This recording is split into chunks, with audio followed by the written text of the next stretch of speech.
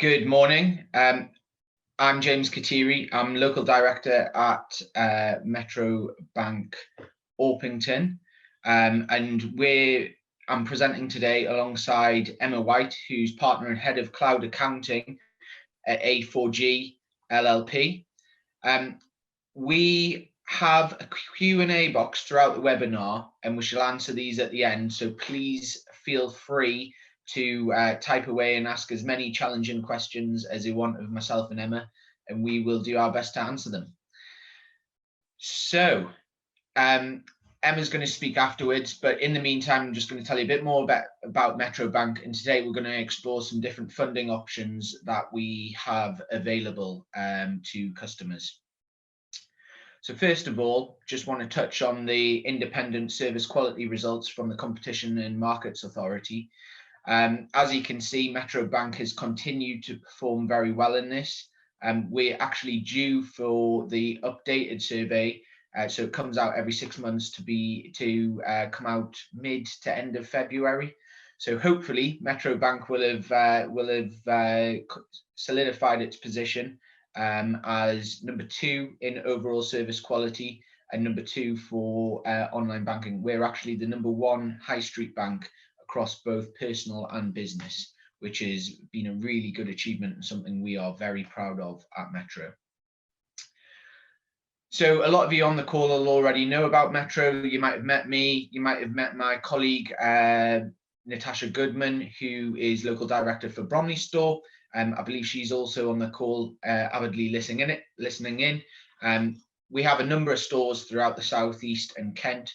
We've actually got 77 across the country now. As far north as Sheffield, with Bradford due to open in the next couple of months. So one of our directors there, Fraser, is on as well. So what makes Metro Bank different? Well, we've got various dedicated points of contact available to meet face-to-face over telephone or email. So relationship directors like myself and Natasha, local business managers. So I've got a team of local business managers. We've got 2 in Orpington, 2 in Bromley. Every store has at least 1 local business manager. So in Orpington, we've got Janet Sadler and Charlie Martin. Janet is focused a bit more on new to bank business development, whereas Charlie manages the portfolio and answers any day-to-day queries. We also have a UK-based business service team. In non-COVID times, they're open 24/7, 7 days a week. However, they are working slightly reduced hours at the moment due to having to split shifts, etc., with social distancing in the office. We also have asset finance, invoice finance relationship managers, as well as cash managers if you have complex requirements. Most importantly, we're able to open business accounts in days, not weeks. With other banks, quite often it can go into a black hole. With us, you have that dedicated point of contact. So if you need answers about where your account opening is, then you can reach out to them. We've got a market-leading online platform, was already mentioned, and we've been open throughout the COVID pandemic with longer opening hours than other high street banks. We're still open 6 days a week.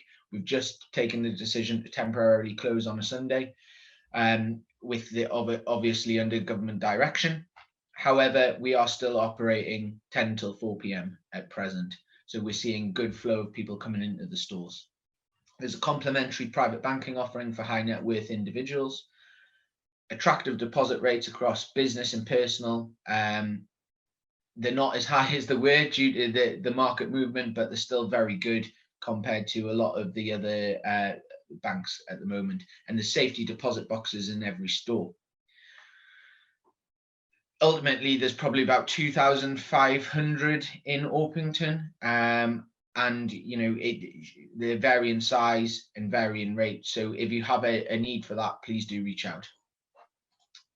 So one of the things I wanted to talk to you today about was the different options for financing, apart from a standard term loan or overdraft. So we're going to cover off both invoice financing and asset finance. They're 2 very different things, and they won't be applicable for every business, unfortunately. But we've seen a real rise in those sorts of funding solutions, particularly over the last couple of months. Only last week we completed a £1.5 million invoice finance deal. We've got various asset finance deals on the go, and we're keen to speak to you about helping your business grow using these options. So that's a very wordy slide. I appreciate I'm not going to go through it all. But basically, invoice financing is a way for businesses to borrow money against the amount due from the customers. So if you invoice on, say, 30 days, 60 days, 90 days, even 120 days, we can bring that cash flow forward for you. We could finance 80–85% of that on day one. And that could be for anything until the customer's paid the balances in full. Although where there's contractual clawback, it's slightly more difficult.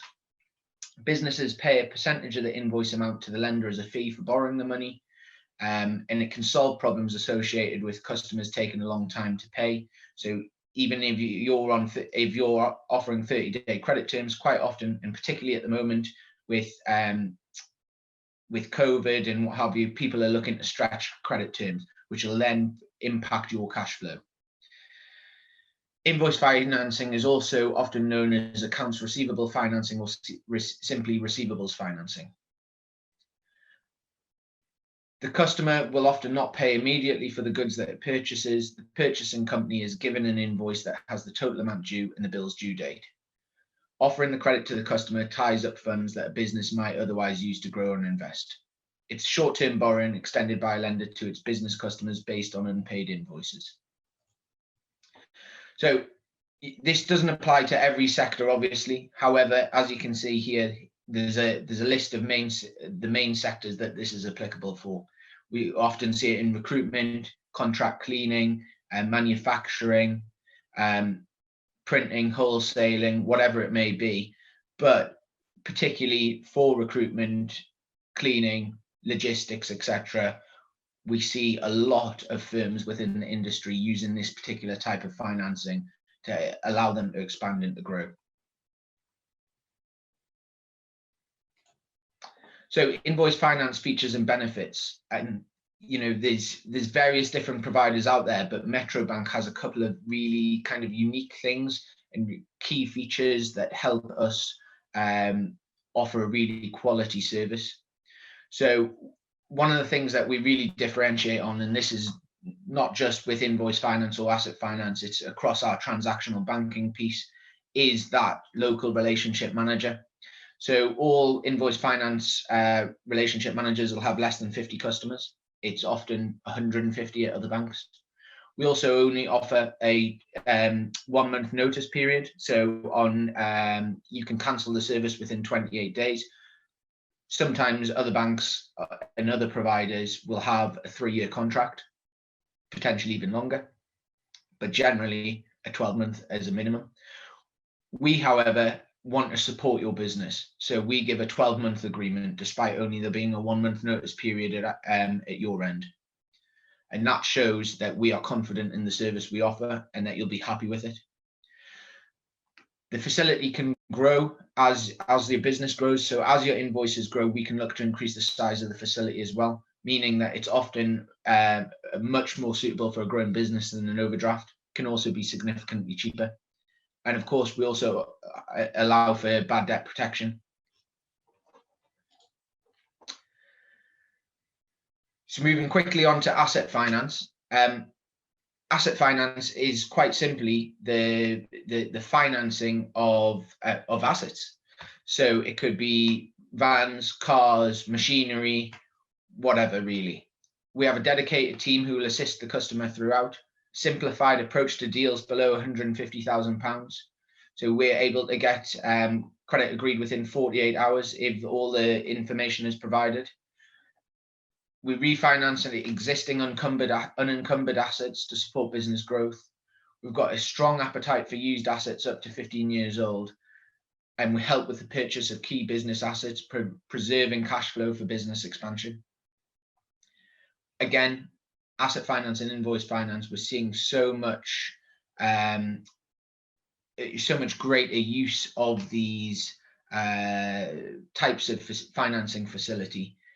with it being secure. Ultimately, we also want to get your transactional banking. We want to be a full bank, relationship-led approach to customers. So we can move business bank accounts across quickly. Switch your account to Metro Bank is simple. If you have less than 50 employees and an annual turnover below 6.5 million, we can implement a cash 7-day switch. This means moving across your payments, your standing orders, direct debits, your payees, everything being transferred across and replicated as it is with your current bank. Not most importantly, we also offer the switch from the RBS business banking switch program. The funds are getting depleted by the day. So if you are with RBS and interested and have received one of the letters, please get yourself along to the portal and see what you're eligible for. I'll now hand you over to Emma. Morning, everyone. Thanks, James and Metro Bank, for having me. I think that's particularly, your content this morning is particularly relevant for, you know, a lot of businesses have seen their cash reserves kind of depleted over the recent sort of months, year almost. Sorry about this. So yeah, no, really relevant. So I'm going to talk to you a little bit this morning about, let me start the presentation. Just to give you some sort of tips on how to be ahead of things at the moment. I know a lot of people are finding kind of lockdown number 3. It's hard to find the enthusiasm, isn't it, to keep sort of pushing through and doing the right things all the time. So I'm just going to talk to you a little bit about sort of what you should be focusing on from a finance point of view. I'm one of the partners at A4G and I head up the cloud accounting. So a lot of what I talk about is how we use accounting software for the benefit of your business. Now, one of the things that I think is a common problem I see is that businesses are set up with cloud accounting packages and they have kind of a generic sales code and then everything sits in overheads pretty much. Now, it's actually really important that you use your accounting system to show you the true sort of split of your costs. So I thought I'd run through the different types of costs you have. So you have cost of sales, which are all the items that directly relate to the sales you're doing. Now that'll be things like materials, things that can be allocated directly to invoices. Then you have the direct costs. So your direct costs are the types of costs that tend to go up in chunks, but are maybe a little bit harder to analyze per invoice, per sort of sale done or per job. Now that might be, typically it's kind of staffing or maybe hire of equipment that, you know, they are allocated to jobs, but it's not as easy to break down as, right, well, this purchase invoice links to this sales invoice. So that you tend to see direct costs. You might take on one person or hire a bit of equipment, and that will take you up to a certain value of sale, and then you need to jump up. Now, your overheads are really just your other costs for running the business. So that is more your administrative type salaries, your sort of running costs of maybe your vehicles, provided you don't use vehicles predominantly in your business, sort of post and stationery, accountancy, bits like that. So it's really good to do that exercise, and really that should help you identify how you cost for things as well, because quite often, you know, as a business, you start out by how you're going to cost your services, and ensuring your accounting system is laid out in the same way helps you kind of stress test your costing. So what is deductible and what isn't? I thought I'd just cover off some sort of easy ones this morning. A lot of people always ask us about sort of motor expenses. Now, if you're a limited company, probably most of you will know that running a car in a limited company, sort of an expensive car, can be costly because you have company car tax. So you have a few options there. You can own the car personally and charge back mileage, or particularly do some of the things that my clients are looking at the moment, because the electric cars are a little bit more tax efficient for benefit in kind. So I've got quite a few clients that either have commercial vehicles that don't qualify as expensive cars for P11Ds, or they'd be looking at like electric cars. But it is important, I think, where we all rely on cars so much personally, it's still important to track what you're spending on that as part of your travel. And then if you're not sure about claiming it, have that conversation with your accountant at your year end. But obviously we can't like make up those figures. We would need some guidance from you on what you've been spending and the best way to treat that. So typically you see people forget about things like MOTs, spare tyres, all those bits and pieces, and it is important just to really get all those costs down so you know the true cost of running your business. Then we have subsistence. Subsistence is always a bit of a funny one. So subsistence, staff entertaining and entertaining kind of all end up in a bit of a general pool, and I just wanted to define the differences really. So staff entertainment is, you know, predominantly people use it for your Christmas do, and that is £150 per head per staff member a year, and that's inclusive of the VAT that you can put towards entertaining your staff, and that is tax deductible. Entertainment, where you are entertaining clients, that is, you can't claim the VAT, it's not tax deductible, and a lot of people often don't then put it on their accounts, and they kind of pay for it out of their pocket. Now actually, as a higher rate taxpayer, that's expensive for you to do, because you're paying tax on the money to draw out of your business to then spend on a business expense. You're also not then logging the money that you're investing on doing that type of stuff. So whilst you can't claim VAT on it and you can't claim tax relief on it, you should still put it through your accounts, because then you're not taxed on that money as drawing personally. So there still is a saving, even if it's not as great as you'd like it to be. And it's quite important that that's in your account, so you can judge these things then and you know the true costs. Now, subsistence is one of those costs that it's designed for if you are away from your home, and under normal circumstances you take a packed lunch. It is to cover things like sandwiches, bottle of water, maybe the odd bit of fruit. It's not really designed for big meals, but it is an allowance that if you are on the go, all those little cups of coffee and bottles, it should all be put through the business, because again, it's an additional cost to you for sort of chasing about a bit, which I'm sure we'd all love to be doing at the minute. So it's important to get that down. And it also covers things like if you're staying away with work, if you've got to feed yourself sort of breakfast, lunch and dinner, it would cover what would be deemed reasonable as food. So if you're going to treat yourself to a 3-course meal with a bottle of wine, that's probably not quite what this allowance is designed for, and that's more entertaining. But it is designed for, you know, if you were going to grab a quick sort of pub meal where you know, it's sort of £10-15 and a soft drink, again, it should all be put down. So I just thought I'd cover off some of the ones that we get asked about a lot, and often get ignored because it's hard to claim for.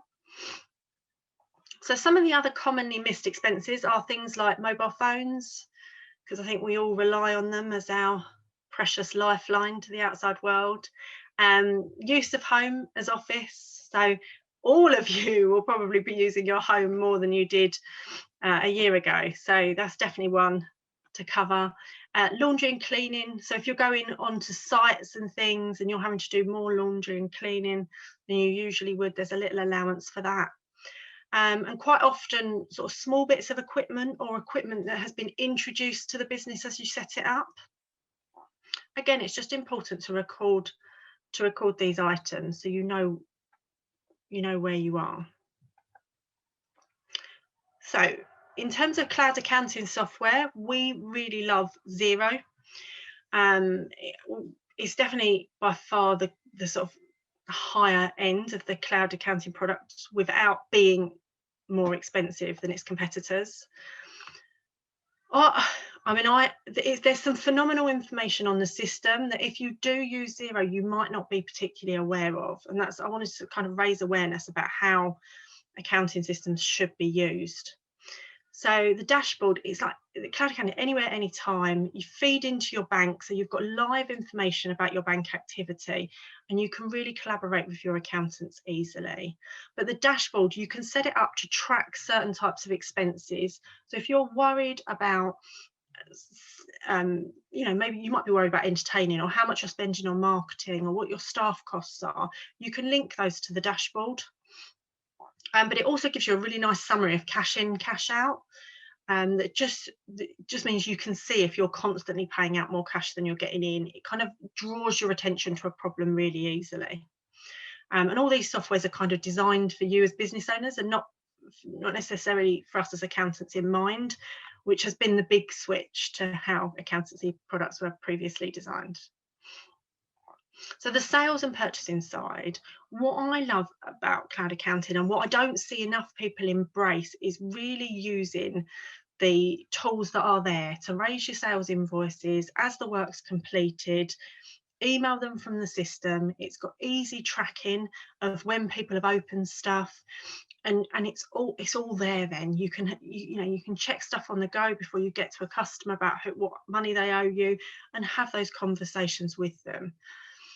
It does automatic multi-currency, but also you can get, I mean, Xero has some products that it can link with where you've got online filing for all your purchase invoices. So no more shoeboxes. And then if you need to look through some of your costs, so it might be that you want to look through your purchases, you think, oh, materials is going up a little bit, you can click in really easily to the system and just run your eye through the purchase invoices. They're all there for you as a business owner. Which I think is phenomenal, whereas before you'd have had to get someone to dig them all out, photocopy them for you so you could look at them. So this really gives you the ability to dig into what the fundamentals of your business are, and use it as a tool to improve what you're doing. So the reporting side is amazing.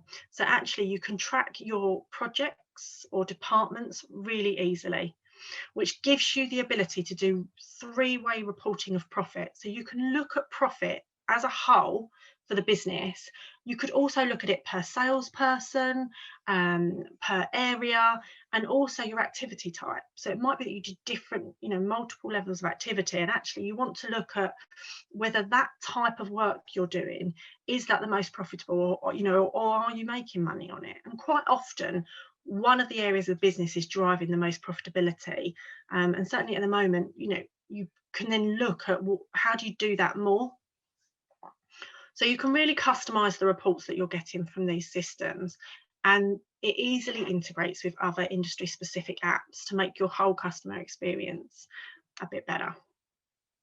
So as you can tell, I really love it.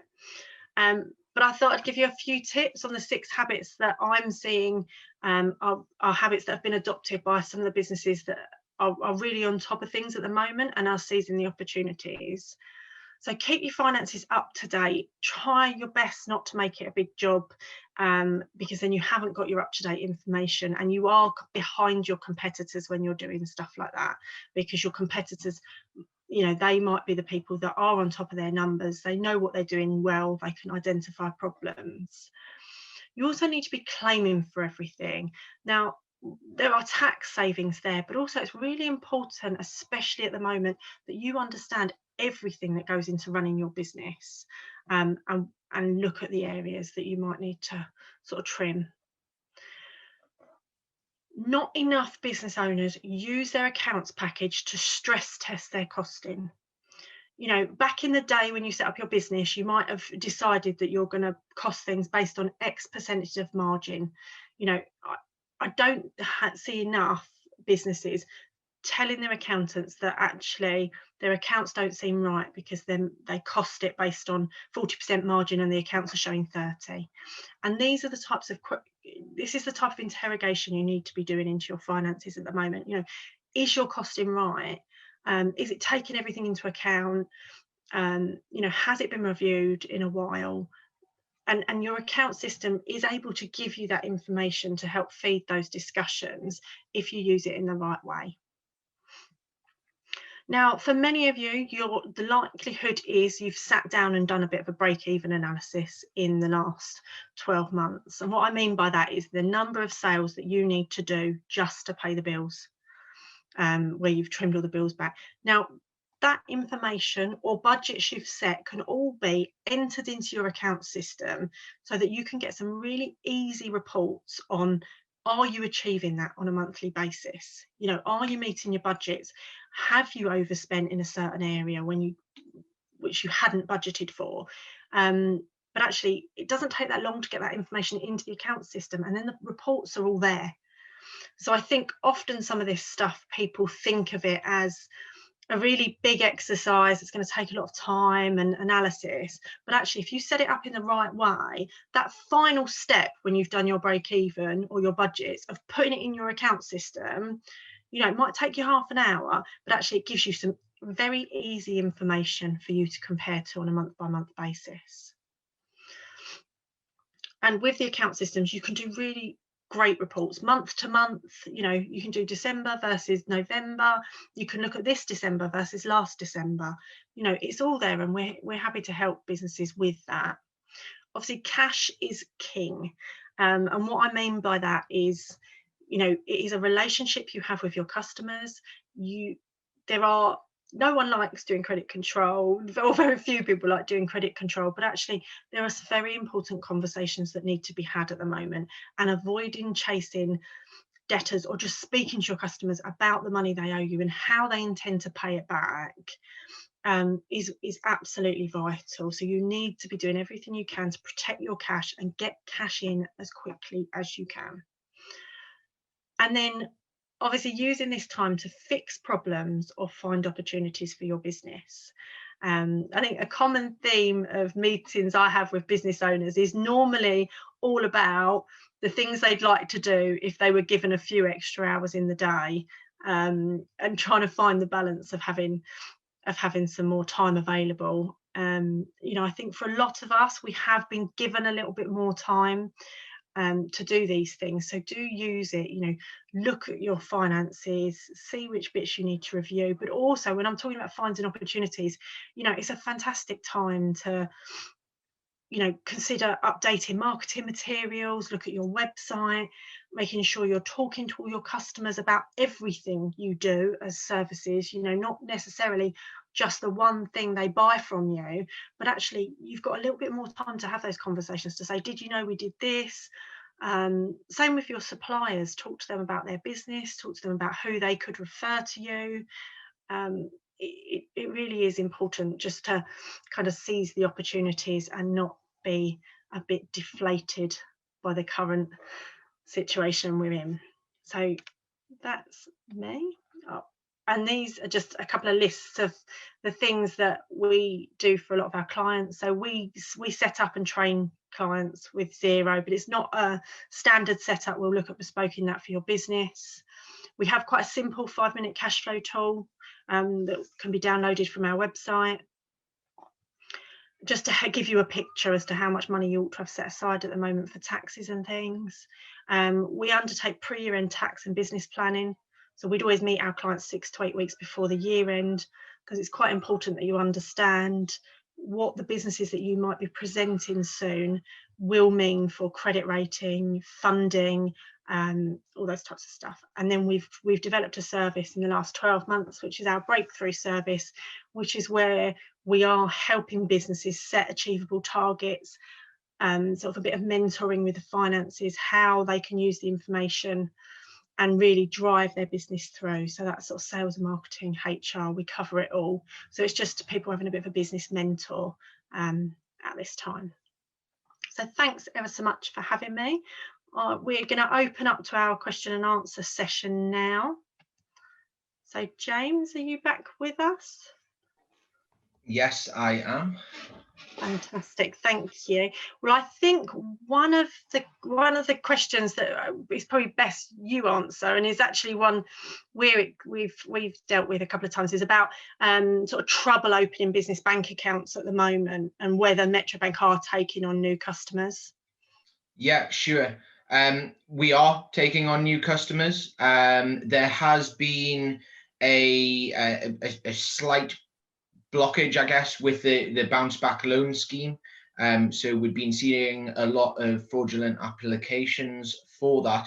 As a result, we have temporarily closed new account openings for sub 2 million turnover customers. However, when the referral comes from either an existing customer, a trusted partner like yourself, Emma, and A4G, then we're more than happy to service those customers and get the accounts open as soon as possible. So we are very much open for business across transactional banking, across asset finance, invoice finance, commercial mortgages, foreign exchange, the kind of full suite, really. Fantastic, thank you. I know it has been a problem for some customers, and we've certainly been very grateful for your support that you've given our clients to be able to help them sort of open up those new accounts. So I'm delighted to help. Okay, fantastic. So we've got another question about how do people use this quieter time to be productive for their business? I think we've probably both got some ideas on that. I mean, certainly it's a good time to be doing any business reading, isn't it? To sort of keep yourself updated on some of the things. There's some good books on productivity or how to get the best out of your staff. I think that's always quite a common one, isn't it? I'm actually reading the chimp paradox at the moment. Oh, that's fantastic. Yeah. So I don't know if you've come across that one, but it's all about mindset and what have you. And it's really, really well written and really good. So I'd advise people to have a read of it. Yeah, so one of the ones I've read recently is Black Box Thinking. I don't know if you've read that, but it's all about how you use problems to improve your business, and just having systems for recording like errors or issues, and really breaking them down. So it kind of compares the airline and how they assess every like near miss or any problems that haven't even happened to improve what they do. And compared it to maybe the health service, who there's sometimes you can excuse some of the stuff that goes on and put it down to just individual patients' health issues, whereas actually there's still lessons to be learned. So it's really interesting stuff. I think one of the other useful things that I've seen a lot of people doing is, reviewing the banking, reviewing the accounting software, and things like, maybe switching over to Xero or a platform that's more suitable for their business has worked quite well. Putting in place the direct bank feeds, for example, that's something we do offer for Xero, Sage and QuickBooks, but it helps them get their the finances in order, their accounting in order, and gets them to better understand the business. Seminars like these are really useful. The one previously that we've done with Malcolm, your managing partner, obviously, is around the true break-even point, and I think kind of understanding those sorts of little snippets is really key to helping the business grow when you maybe aren't as focused on the sales or what have you. Absolutely, but I would say there's quite an opportunity, and I know sort of our marketing ladies would agree with me that there's time at the moment to get some really good content on your websites or your social media, and make sure that you are sort of telling everyone that you're still open for business, what you're doing at the moment, all the types of products and services you offer. I don't know if they could come up any more for me, but there's all that type of stuff that can be done, isn't there? Definitely. So we have got a comment on the webinar chat. This is reporting by exception. All businesses should be quantifying their problems to prioritize which ones to address first. Yeah, brilliant. And that's absolutely right, isn't it? And I think particularly there's always something in businesses that might niggle them, where someone doesn't do something the right way, or you just get reoccurring problems. It's a great time to put some checklist procedures in place, or I've known clients knock up a checklist, laminate it and stick it on the wall, all about making sure that things happen in the right order. And that might be as simple as making sure that your sticker with your contact details is on the product before it goes out the door. But just those little procedures can make sure that businesses get everything right first time. And have you got any kind of New Year's resolutions? They're probably broken by now, Emma, but that to make you more productive in business. I mean, one of mine has been to try and use LinkedIn more and really kind of celebrate mine and my team's successes on it. So, the power of LinkedIn really shocks me every time. I put a post on there 2 weeks ago around an invoice finance deal we'd done, and it got 5,500 views, which I was really shocked at. And it kind of shows the reach. And I certainly don't have 5,500 contacts on it, so it's obviously people liking it and then it being seen by their people and what have you. And that's something I'm trying to get myself and the business managers to really push forward with, to improve our traction in the market and to improve our visibility. Yeah, I mean, LinkedIn is an amazing tool, isn't it? I think you're absolutely right, and it's relatively easy, isn't it, to get stuff out there. I think once we've all fought the fears of maybe doing videos or presentations or whatever, but it's a really, really good tool. I'd actually say one of our New Year's resolutions is, I mean, as an accountant, we always treat the 1st of February as New Year, because we've got tax returns to finish this week. So I think we kind of need the chocolate, caffeine and alcohol that comes with January. So the 1st of February is always the, better eating and everything else. But we also focus on staff training.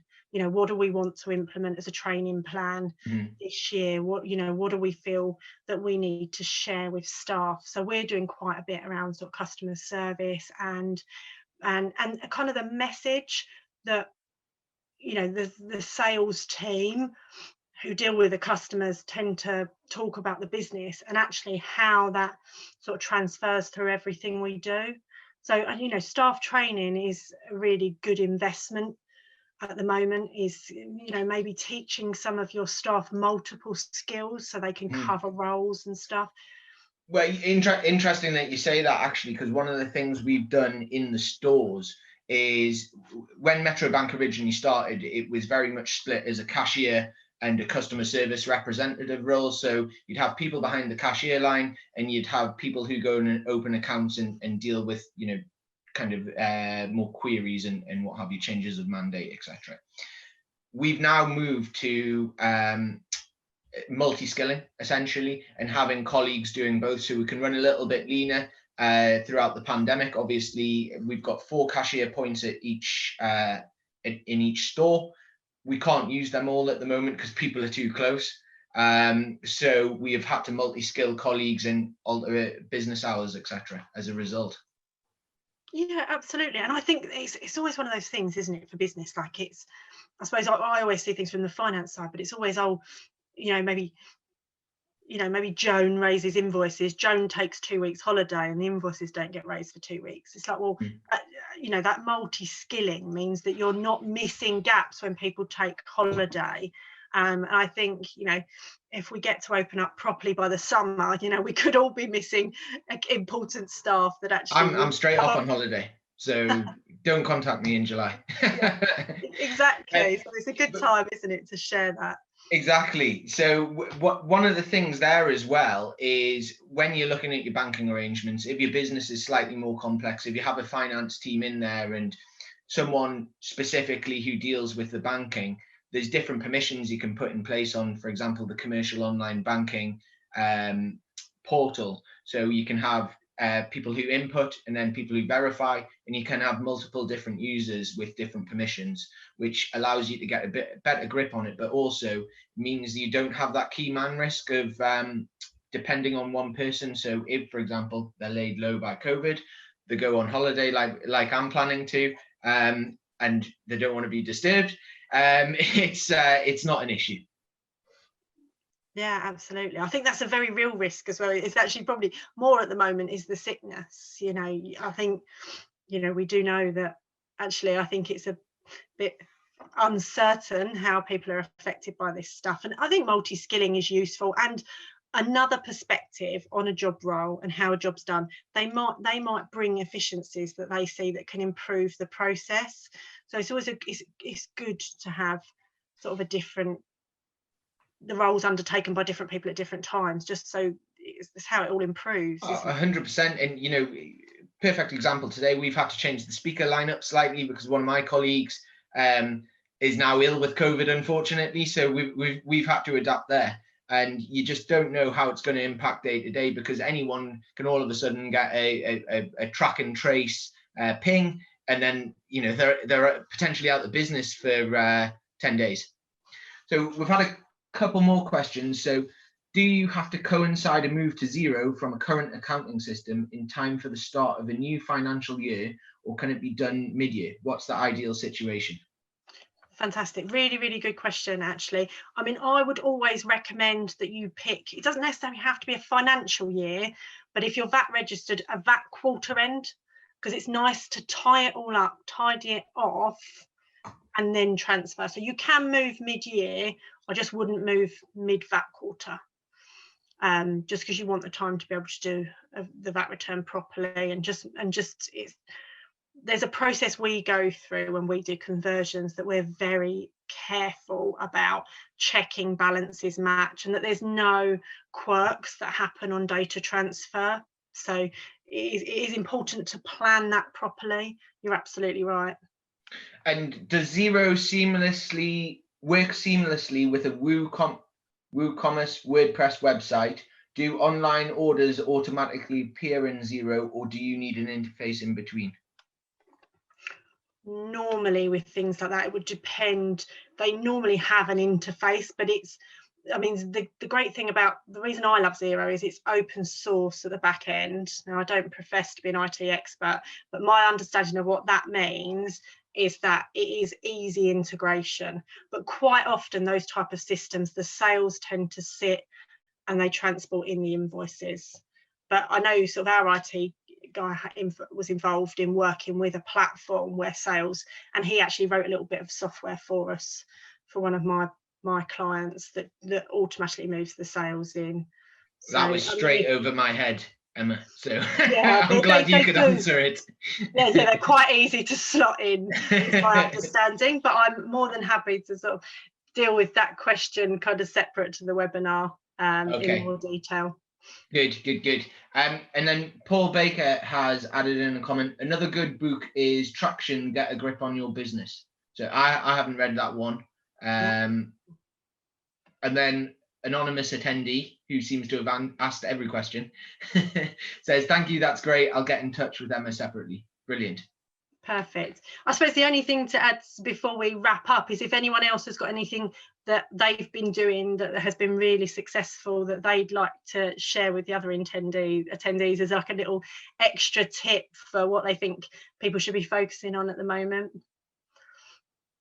or anything that they've found has worked really well in their business. I think the main message, I don't know about you, James, is just try and stay positive. If you're like me and the kids at home, I'm sick of them.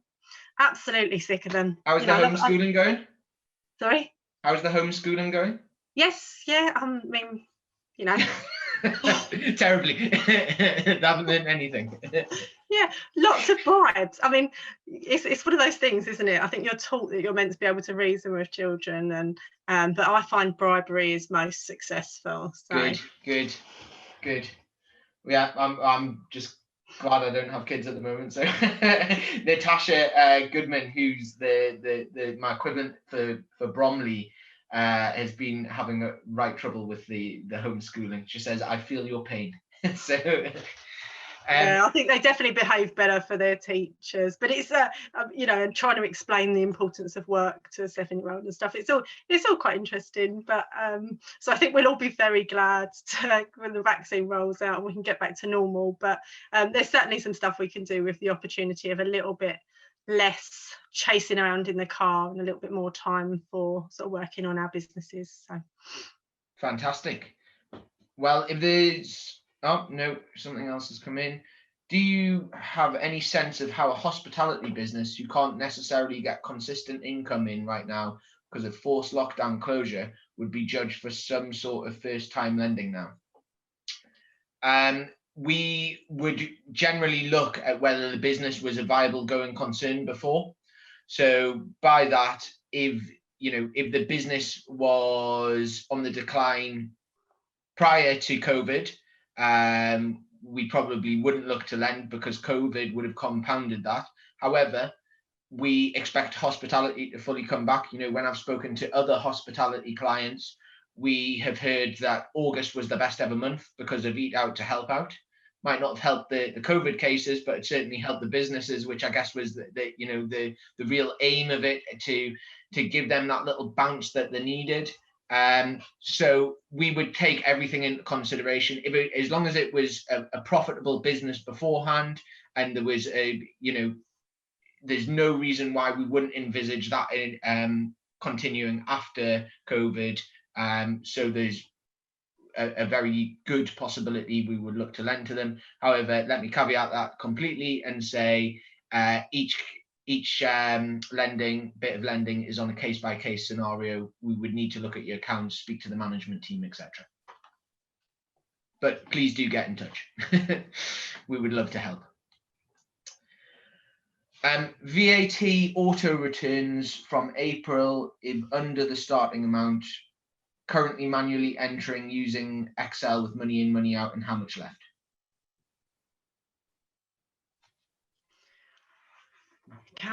Graham, if you wouldn't mind slightly clarifying that question. I think you probably mean about sort of making tax digital and HMRC's push for everything to be digital VAT returns. Correct me if I'm wrong. I think that's what we're talking about. Well, I mean, they have said they're going to be. Is it coming in? Yes, they have confirmed that there's going to be a big push as well to go over. I mean, their planned next phase is kind of April 23, where their overall plan is for businesses to submit quarterly accounts. Now, what they want to do, it's a really good question, actually. They want businesses to submit 4 quarters of accounts and then accountants to do a year-end submission. What they want to see is how good your records are and how much we have to tidy them up. Because the more corrections your accountant has to do at a year-end means you're a bigger risk, that they're more likely to have a tax inquiry. So they are pushing for this. I certainly don't think it's going to go away, because they are offering the opportunity to pay as you go on your company tax as part of this exercise. I think we all are a little bit nervous about the tax increases that might be coming to pay back all the furlough and things. So I honestly don't think MTD is going away. I actually don't think doing digital accounts is a bad thing. I'll be really honest that it gives you a full picture of who you owe money, who owes you money, and not just your cash in and out. It's also the reporting side. You can really delve into your reporting, which you can't do as easily with some of the Excel stuff that's there. You can't easily link purchase invoices to your Excel. So I personally would use this as an opportunity to kind of update finances. It is coming. It's nice to be able to try and test it and get it right before you're suddenly urged to have to submit all your data to HMRC. So I think play early would be my advice there. Good. Well, is that it? Yeah, I think Yeah, that's it. Okay, fantastic. Well, Emma, thank you very much for your time today and presenting. I think that was really useful. And I look forward to hosting the next session with you. Fantastic. Brilliant. The next one. Thanks very much, everyone. Thanks everyone for attending. Cheers. Any later. questions, please do feel free to contact myself or Emma. Definitely. All right, well, Cheers. have a good Bye-bye. day. Bye. Bye.